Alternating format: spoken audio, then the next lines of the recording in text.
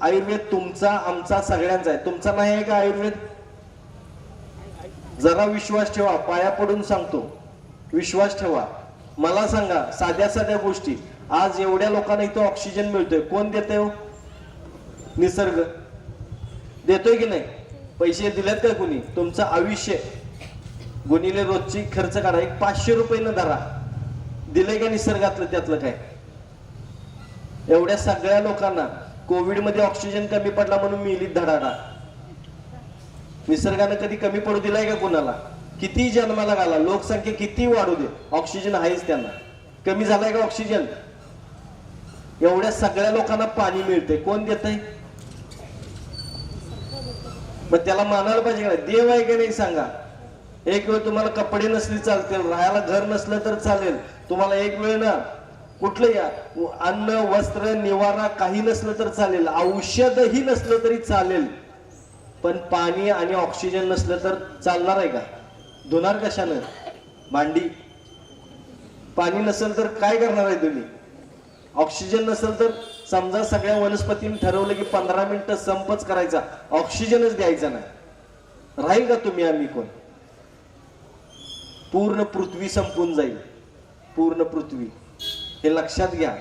हे आज साक्षात परमेश्वर जो समोर आपल्याला दिसतोय, आपल्याला जाणवतोय, तो म्हणजे हा निसर्ग आहे.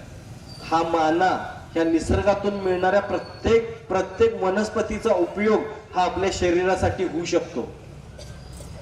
माता भगिनींना विनंती करून सांगतो की कसं आहे, पुरुष मंडळी बाहेर कुठेतरी फिरण्यात ह्याच्यात किंवा कामाच्या गडबडीत विसरून जातात, पण महिला वर्ग जास्त करून घरगुती उपाय करतोय, मला चांगलं माहिती आहे. आता तुम्हाला सांगतो, केसांना ना काळं लावायची खूप सवय असते बघा, केस रंगवायचे.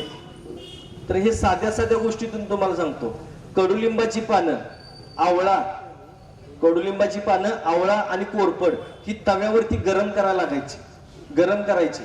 त्याची पेस्ट टाईप हे तयार होते, म्हणजे पेस्ट तयार होते. पेस्ट ती केसांच्या मुळांना लावायचं, अर्धा तास ठेवायचं आणि अर्ध्या तासात धुवून टाकायचं, केस एकदम काळे कुळकुळीत. करून बघा. हे जर वारंवार करायला लागला, सारखं करायला लागला, तर आपल्याला कुठल्याही प्रकारचं केसांना कलर करायची गरज लागत नाही, केस काळे भोर राहतात. करून बघा. केसांसाठी अजून सांगेन, जर समजा केसांना तुम्हाला लांब सडक झुबेदार पाहिजे असतील, छान केस सिल्की पाहिजे असतील, तर साध्या साध्या गोष्टी असतात बघा. चिंच, काय चिंच आणि लिंबूची साल खोबरेल तेलामध्ये टाकायचं आणि हे मस्तपैकी उकळवायचं, ते खोबरेल तेल लावायचं आणि एक अर्ध्या तासानंतर केस धुवून टाकायचे.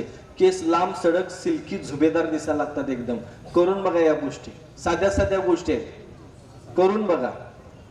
लिहून जर नाही घेता आलं, नुसतं ऐकून जावा, ऐकल्यानंतर लक्षात येईल. कारण महिलांना रेसिपी सांगायची काही गरज नाही, मटणाची रेसिपी सांगितली की चराला लगेच डोक्यात ठेवतात. ह्या रेसिपी पण लक्षात ठेवा. स्वयंपाकघरामध्ये सगळं दिलेलं आहे.